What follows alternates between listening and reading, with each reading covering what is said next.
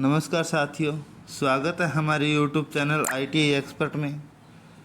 हमारी पिछली कक्षाओं के अंदर करंट अफेयर की बहुत ही महत्वपूर्ण सीरीज चल रही थी। उसी सीरीज़ को आगे बढ़ाते हुए आज की हमारी क्लास में हम पढ़ने वाले हैं 13 सितंबर 2023 के महत्वपूर्ण करंट अफेयर के क्वेश्चन के बारे में, तथा प्रत्येक वीडियो के अंदर हम वीडियो के अंत में एक महत्वपूर्ण टॉपिक लाते हैं। तो इसी वीडियो में भी वह टॉपिक इंक्लूड जोड़ा गया है जो कि परीक्षा की दृष्टि से महत्वपूर्ण होने वाले हैं। मैंने इस वीडियो में वही प्रश्न जोड़े हैं जो कि परीक्षा की दृष्टि से महत्वपूर्ण होने वाले हैं। तो वीडियो को अंत तक देखें तथा मेरे चैनल को अभी तक सब्सक्राइब नहीं किया है तो मेरे चैनल को सब्सक्राइब कर लें।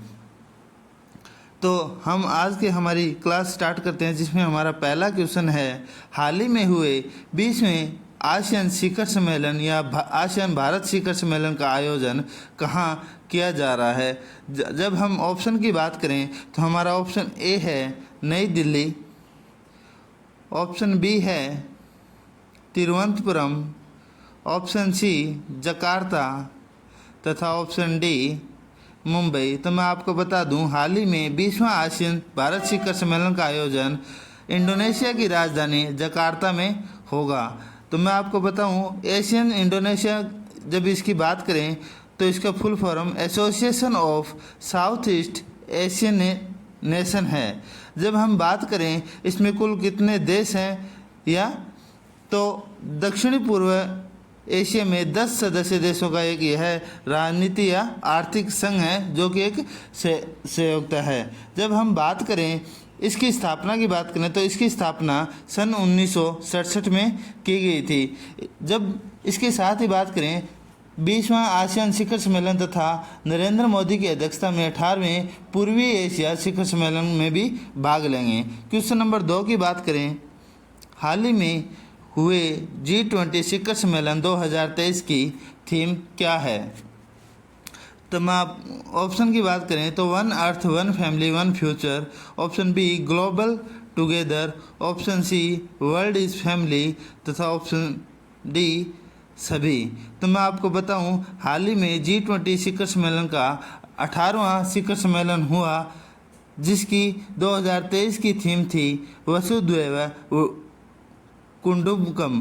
तो इसका अर्थ है one earth one family one future, अर्थात संपूर्ण पृथ्वी एक परिवार है। जब हम बात करें G20 शिखर सम्मेलन 2023 की थीम की तो इसका संस्कृत में वसुधैव कुटुंबकम, जिसका अर्थ है संपूर्ण पृथ्वी या एक अर्थ एक फैमिली एक फ्यूचर है, एक भविष्य में एक फ्यूचर है। इस सम्मेलन में G20 के सदस्य देश के अलावा 9 देशों ने अतिथि के रूप में भाग लिए। मैं आपको बता दूं, G20 का फुल फॉर्म है ग्रुप ऑफ या 20 देशों का एक ग्रुप है। इसी के साथ में इसमें 9 देश अतिथि के रूप में भाग लिए थे। मैं आपको बता दूं, ये हाल ही में 9 से 10 सितंबर को आयोजित हुआ था।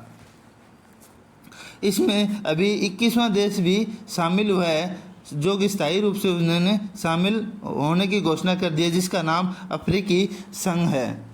मैं आपको बताऊं, इनका मकसद है अंतर्राष्ट्रीय आर्थिक सहयोग में बढ़ावा देना, जो कि इस G20 ग्रुप के अंदर जो जितने भी देश हैं वो सभी देश आर्थिक रूप से मजबूत हैं और ये दूसरे देशों को सहायता देने या अंतर्राष्ट्रीय आर्थिक सहयोग को बढ़ावा देने के लिए जुड़े हैं। जब इसी G20 से हम 5 क्वेश्चन इंपॉर्टेंट देखें तो G20 का पूरा नाम क्या है, तो G20 का पूरा नाम है ग्रुप ऑफ 20, अर्थात 20 देशों का या 20 देशों का एक समूह है। जब दूसरे पॉइंट की बात करें तो भारत में G20 शिखर सम्मेलन कहाँ हुआ है, तो हाल ही में G20 शिखर सम्मेलन नई दिल्ली में 9 तथा 10 सितंबर को आयोजित हुआ था। बात करें 2023 में G20 की अध्यक्षता कौन कर रहा है, तो भारत देश G20 की अध्यक्षता कर रहा है, जिसकी अध्यक्षता प्रधानमंत्री नरेंद्र मोदी ने किया है। साथ ही मैं बात करूं G20 की स्थापना का प्रथम कारण क्या था, तो इसका प्रथम कारण था वित्तीय संकट को पूरा करना, अर्थात जो 20 देश हैं वो आर्थिक रूप से मजबूत हैं और ये वित्तीय संकट या पैसों की दृष्टि से जो भी आपातकालीन संकट आता है उसे पूरा करते हैं। बात करें पाँचवा G20 की स्थापना कभी हुई, तो 26 सितंबर 1999 को इसकी स्थापना हुई थी। अभी इसका हाल ही में 18वां शिखर सम्मेलन हुआ था। और मैं आपको बता दूं, इसमें अभी 21वां देश शामिल हुआ है जो कि अफ्रीकी संघ है। क्वेश्चन नंबर 3 की बात करें, हाल ही में भारतीय सौर ऊर्जा निगम लिमिटेड SECI के निदेशक या वित्त के रूप में किसने कार्यभार संभाला है? Option A Kumar Asol Patel, option B Rajesh Malhotra, option C Aniruddh Yadav तथा ऑप्शन डी जोशित रंजन सिकीदार। तो मैं आपको बताऊं, सौर ऊर्जा निगम लिमिटेड SECI के जो हाल ही में वित्त निदेशक के रूप में कार्यभार संभाला है वो जोशित रंजन सिकीदार है। जब हम बात करें, यह जोशित रंजन सिकीदार ने नवीन और नवीनीकरणीय ऊर्जा मंत्रालय MNRE के तहत एक mini Ratna PSU solar energy corporation of India के निदेशक वित्त के रूप में कार्य संभाला है। तो अभी अब क्वेश्चन में आए तो सौर ऊर्जा निगम लिमिटेड के निदेशक के रूप में जोशित रंजन सिकीदार ने कार्यभार संभाला है। क्वेश्चन नंबर 4 की बात करें तो हाल ही में किस राज्य के साबूदाना को हाल ही में GI टैग या भौतिक संकेत का दर्जा प्रदान किया गया है? Option A Rajasthan, option B Gujarat, option C Delhi, option D Tamil Nadu. तो मैं आपको बताऊं, तमिलनाडु के साबूदाना को हाल ही में एक GI टैग प्राप्त हुआ है। जब हम बात करें इसमें महत्वपूर्ण दृष्टि से, तो तमिलनाडु राज्य के जो सलेम जिले में साबूदाना या सलेम सागो जवारिसी के हाल ही में GI टैग या भौगोलिक संकेत दिया गया है। सलेम तमिलनाडु राज्य का सबसे अधिक साबूदाना उत्पादक जिला है। मैं बात करूं सलेम सागो, जिसे स्थानीय रूप से जावारिसी के रूप में जाना जाता है, टेपियोका की जड़ों से निकाले गए गीले स्टार्च पाउडर से यह साबूदानों को प्राप्त किया जाता है। तो हाल ही में तमिलनाडु राज्य के सलेम जिले के साबूदाना को GI टैग मिला है। क्वेश्चन नंबर 5 की तरफ बढ़ें तो हाल ही में transnational grid interconnection for one sun one world one grid OSOWOG विषय पर एक आयोजित एक दिवसीय सम्मेलन कहाँ किया गया है? Option A Gujarat, option B नई दिल्ली, ऑप्शन सी पंजाब तथा ऑप्शन डी गुजरात। मैं आपको बताऊं कि हाल ही में transnational grid interconnection for one sun one world one grid का अर्थ है कि पहले क्या होता था, पूरे भारत के अंदर अलग अलग इलेक्ट्रिसिटी के माध्यम से अलग अलग वहाँ पे फ्रीक्वेंसी होती थी, परंतु हाल ही में जो इसमें बढ़ोतरी करते हुए आज का जो ग्रिड है वो one sun one world one grid बन चुका है, अर्थात पूरे संपूर्ण भारत के अंदर एक ही फ्रीक्वेंसी बन गई है। Transnational grid interconnection for one world one grid theme सम्मेलन नई दिल्ली में आयोजित किया गया था। भारत सरकार ने विद्युत मंत्रालय के अधीन एक Maharatna company power grid corporation of India limited ने इस सम्मेलन का नेतृत्व किया है। तो यहाँ पे भी ये भी ध्यान रखना, भी इसके बढ़ावा देने के लिए power grid corporation of India limited company ने इसका साथ बढ़ाया है। भारत ने G20 की अध्यक्षता में ऊर्जा सुरक्षा बढ़ाने, आर्थिक विकास को बढ़ावा देने और सार्वभौमिक ऊर्जा पहुंच की सुविधा के लिए अंतर्राष्ट्रीय ग्रिड इंटरकनेक्शन के महत्व पर जोर दिया है, जो कि G20 की थीम वसुधैव कुटुंबकम अर्थात one earth one family one future के रूप में यह संपूर्ण पृथ्वी एक परिवार के भविष्य के रूप में सार्वभौमिक ऊर्जा पहुंच की सुविधा प्रदान करना है। इसलिए power grid corporation of India limited ने दिल्ली में transnational grid interconnection for one sun one grid one world पर आयोजित की गई है। मैं आपको बता दूं, इसके आधार पे पूरे भारतवर्ष में फ्रीक्वेंसी एक हो गई है, अर्थात एक ही बढ़ोतरी हो गई है। अब बात करें क्वेश्चन नंबर 6 की, तो हाल ही में किस रेलवे स्टेशन को ग्रीन रेलवे स्टेशन सर्टिफिकेट मिला है? तो ये भी परीक्षा की दृष्टि से बहुत महत्वपूर्ण क्वेश्चन है। Option A Chhatrapati Shivaji terminals, ये भी एक स्टेशन है। Option B Habibganj station. Option C Vijayawada railway station तथा ऑप्शन डी गोरखपुर जंक्शन। तो मैं आपको बता दूं, विजयवाड़ा रेलवे स्टेशन को हाल ही में ग्रीन रेलवे स्टेशन सर्टिफिकेट मिला है। तो ऑप्शन सी हमारा यहाँ पे सही आंसर है। अगर आप मेरी वीडियो पे चैनल पर नए हैं तो मेरे चैनल को सब्सक्राइब ज़रूर कर लें। बढ़ते हैं क्वेश्चन नंबर 7 की तरफ। हाल ही में विश्व फिजियोथेरेपी या विश्व भौतिक चिकित्सा दिवस कब मनाया गया? तो मैं आप ऑप्शन की बात करें, विश्व फिजियोथेरेपी या विश्व भौतिक चिकित्सा दिवस की बात करें तो ऑप्शन ए 7 सितंबर, ऑप्शन बी 8 सितंबर, ऑप्शन सी 9 सितंबर तथा ऑप्शन डी 10 सितंबर। तो मैं आपको बताऊं, विश्व फिजियोथेरेपी या विश्व भौतिक चिकित्सा दिवस प्रतिवर्ष 8 सितंबर को मनाया जाता है और सबसे पहले इसकी शुरुआत सन 1996 से हुई थी। यह दिवस स्वास्थ्य कल्याण को बढ़ावा देने में भौतिक चिकित्सा और फिजियोथेरेपिस्ट के महत्वपूर्ण योगदान को पहचानना और मनाना है। बात करें ऑस्टियोआर्थराइटिस की रोकथाम और प्रबंधन, विश्व फिजियोथेरेपी दिवस 2023 का विषय है, अर्थात विश्व फिजियोथेरेपी दिवस का विषय है ऑस्टियोआर्थराइटिस की रोकथाम और प्रबंधन करना और प्रतिवर्ष वह 8 सितंबर को मनाया जाता है। सबसे पहले 1996 में मनाया गया था। क्वेश्चन नंबर 8 की बात करें, हाल ही में राष्ट्रीय वन शहीदी दिवस किस तिथि को मनाया गया? ऑप्शन ए 8 सितंबर, ऑप्शन बी 10 सितंबर, ऑप्शन सी 11 सितंबर तथा ऑप्शन डी 12 सितंबर। तो मैं आपको बताऊं, हाल ही में राष्ट्रीय वन शहीदी दिवस जिस तिथि को मनाया गया है वह 11 सितंबर है।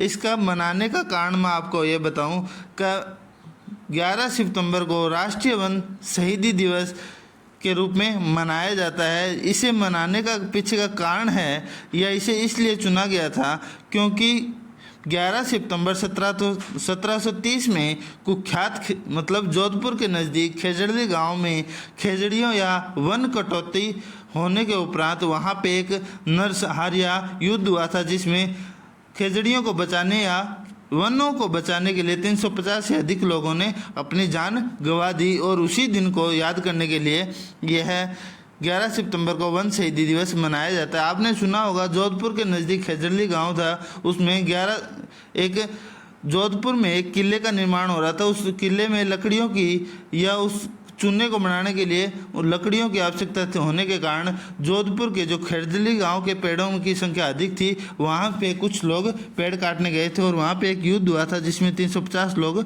मारे गए थे, जिसे आज भी इतिहास में पढ़ा जाता है। क्वेश्चन नंबर 9 की बात करें, हाल ही में यूएस ओपन 2023 में पुरुष एकल का खिताब किसने जीता है? Option A Rohan Bopanna, option B Novak जोकोविच, option C Prathamesh Jawarkar, option D इनमें से कोई नहीं। तो मैं आपको बताऊं, हाल ही में यूएस ओपन 2023 में पुरुष एकल का खिताब जीतने वाले जो खिलाड़ी हैं वो नोवाक जोकोविच हैं। जब हम बात करें तो ये एक टेनिस खिलाड़ी हैं जो 36 वर्षीय टेनिस खिलाड़ी हैं। इन्होंने अपनी लाइफ में 23 ग्रैंड स्लैम अभी तक जीत चुके हैं। मैं आपको बताऊं, नोवाक जोकोविच ने डेनियल मेदवेदेव को हराकर यूएस ओपन में अपना 24वां ग्रैंड स्लैम जीत लिया, या पहले 23 जीते थे, अभी जीतने वाला ग्रैंड स्लैम 24वां है। तो मैं आपको बताऊं, ये सर्बियन के ये सर्बिया के टेबल टेनिस खिलाड़ी हैं और अभी हाल ही में इन्होंने यूएस ओपन 2023 का एक पुरुष एकल का खिताब जीता है।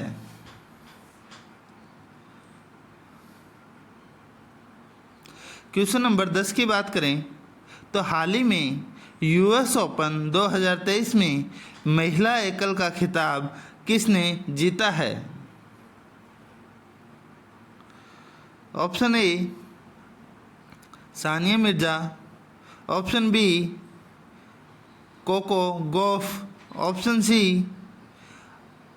आयरना सबलेंका तथा ऑप्शन डी जोना रोवा। तो मैं आपको बताऊं, यूएस ओपन 2023 महिला एकल का खिताब जीतने वाली कोको गॉल्फ अमेरिका की 19 वर्षीय टेबल टेनिस खिलाड़ी है। इन्होंने अपनी ज़िंदगी का पहला ग्रैंड स्लैम खिताब हासिल किया है। और मैं आपको बताऊं, इन्होंने अमेरिका की रहने वाली कोको गॉल्फ ने 9 सितंबर को न्यूयॉर्क में हुए यूएस ओपन एकल फाइनल में आर्यना समालेका को हराकर अपने कैरियर का पहला ग्रैंड स्लैम जीता है। मैं आपको बता दूं, ये अमेरिका की रहने वाली है, 19 वर्षीय खिलाड़ी है और सबसे कम उम्र में इन्होंने यह पहला ग्रैंड स्लैम खिताब अपने नाम किया है। तो ऑप्शन बी यहाँ पे सही हो जाएगा, कोको गॉल्फ।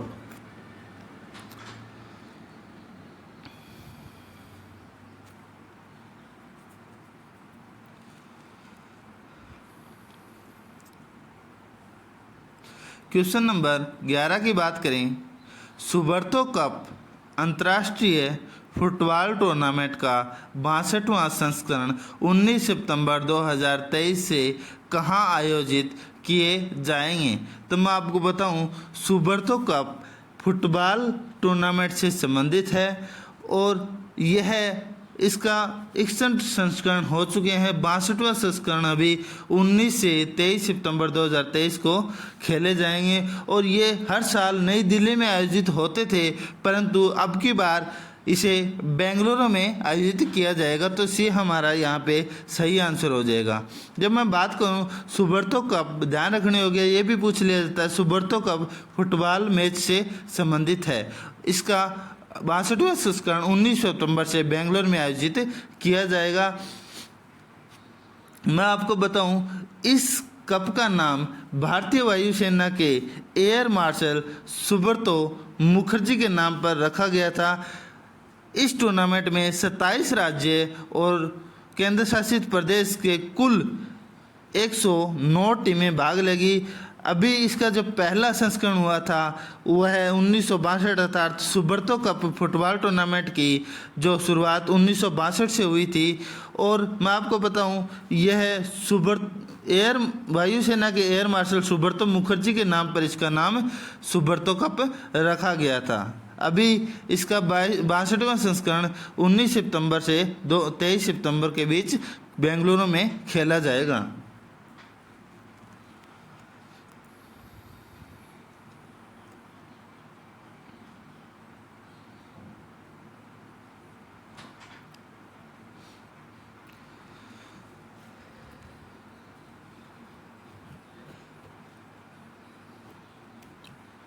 सीरीज को आगे बढ़ाते हुए हम क्वेश्चन नंबर 12 की बात करेंगे।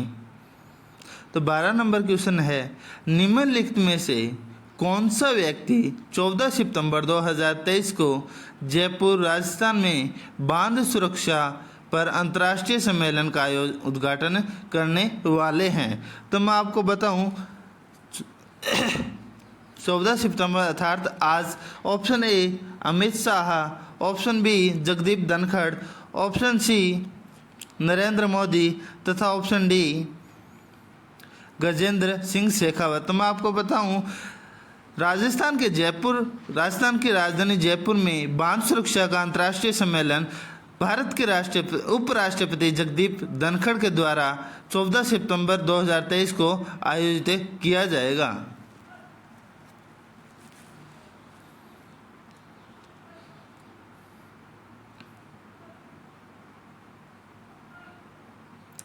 मैं आपको बताऊं, इसका उद्देश्य है जल संरक्षण और प्रबंधन को बढ़ावा देने के लिए उपराष्ट्रपति विनायक लिप्टे हिमसागर एक्सप्रेस और कामाख्या एक्सप्रेस को हरी झंडी दिखाएंगे।